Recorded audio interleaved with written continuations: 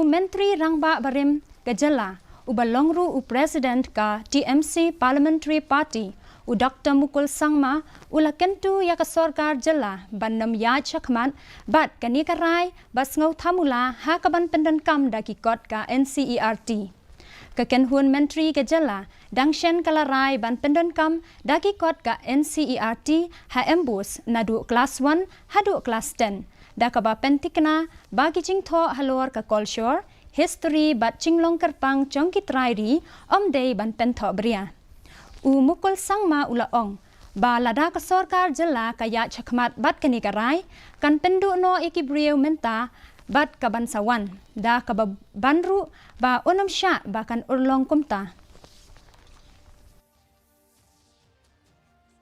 You're talking about NCERT textbooks to be adopted. And you are also saying that, okay, we are fighting for inclusion of KHASI and Garo language in 8th schedule. You want to have authors, you want to have writers. You want to buy ready-made books from NCERT. What will happen to our prospective writers? What will happen to our authors?